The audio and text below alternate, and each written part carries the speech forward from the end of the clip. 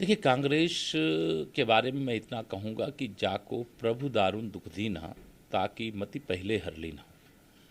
PFI Simi का बदला हुआ रूप है, एक देश विरोधी संगठन है, और बजरंग दल एक राष्ट्रवादी संगठन है, हिंदुत्ववादी संगठन है, और ऐसे संगठन की और ऐसे देश विरोधी संगठन से तुलना करने का जो पाप कांग्रेस ने किया है, इसकी सज़ा कर्नाटक में भी मिलेगी और पूरे हिंदुस्तान में मिलेगी, क्योंकि कांग्रेस की मानसिकता यह उजागर हो गई है कि किस प्रकार से मुस्लिम तुष्टीकरण की राजनीति के लिए कांग्रेस अंधी हो चुकी है कि कभी धर्म के आधार पर कर्नाटक में आरक्षण देने का काम किया, जिसे बीजेपी ने समाप्त किया है, और अब पीएफआई के साथ बजरंग दल जैसे एक राष्ट्रभक्त संगठन, जिसके स्लोगन में लिखा सेवा सुरक्षा संस्कार, जो विश्व हिंदू परिषद की वह शाखा है, जो लाखों की संख्या में एकल विद्यालय का संचालन करते हैं, चिकित्सालय का संचालन करते हैं, छात्रावासों का संचालन करते हैं,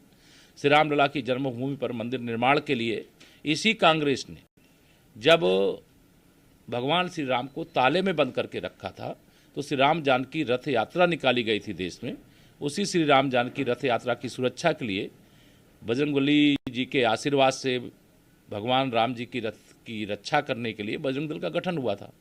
अब उस बजरंग दल पर प्रतिबंध लगा करके कांग्रेस को जिसने भी सलाह दिया है, वह कांग्रेस को इतिहास के पन्ने में दर्ज कराने के दस्तावेज पर हस्ताक्षर किया। कांग्रेस के प्रधानमंत्री कल कर्नाटक में थे, उन्होंने कहा कि मुझे खुशी मिलती है कि जब मैं यहाँ आता हूँ, लेकिन आज मुझे दुख हो रहा है कि प्रभु हनुमान जी की नगरी में आज इस तरह का यहाँ पे काम किया जा रहा है। स्वाभाविक है जी, हनुमान जी के आराधना करने वाला मैं भी हूँ और पूरे हिंदुस्तान में करोड़ों करोड़ लोग हैं, और उनकी जन्मभूमि कर्नाटक ही है।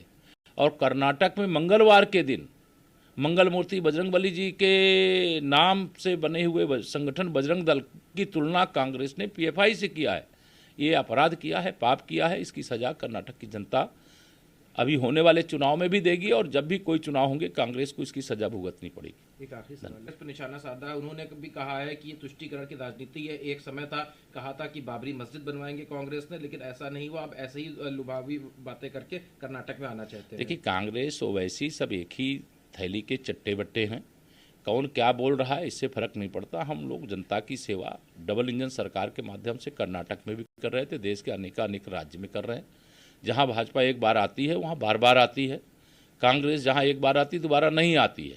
तो स्पष्ट है कि कांग्रेस को आना नहीं है, और जनता के आशीर्वाद से, कार्यकर्ताओं के परिश्रम से, डबल इंजन सरकार के द्वारा किए गए कार्य के आधार पर भाजपा को इस बार 2023 के विधानसभा चुनाव में कर्नाटक में और बड़े बहुमत के साथ आना। बीजेपी के आरोपों पर रणदीप सुरजेवाला ने कहा है कि ऐसा कुछ नहीं है, उल्टा जी की का अपमान कर रहे हैं। हनुमान जी का अपमान करके, वाह! मतलब अगर कोई कांग्रेस का नेता ऐसा बोल रहा है कि बजरंग दल यानी जो बजरंगबली जी के नाम से ही संगठन है, उस पर प्रतिबंध लगाने की अपने घोषणा पत्र में घोषणा कर रहे, उसके बाद मतलब हमारे ऊपर आरोप लगा रहे हैं। अरे पहले देश से क्षमा मांगें, कर्नाटक से क्षमा मांगें, तत्काल अपने मैनिफेस्टो में परिवर्तन करें। बजरंग दल पर प्रतिबंध लगाने की बात करते हैं। वो बजरंग दल जो प्रखर राष्ट्रवादी संगठन है, वो बजरंग दल जो आतंकवाद का विरोध करता है, लव जिहाद का विरोध करता है, सामाजिक सेवा सहित देशभक्ति के भाव अपनी धर्म और संस्कृति के प्रति स्वाभिमान का और जागरण का भाव पैदा करता है, उसकी तुलना पीएफआई से,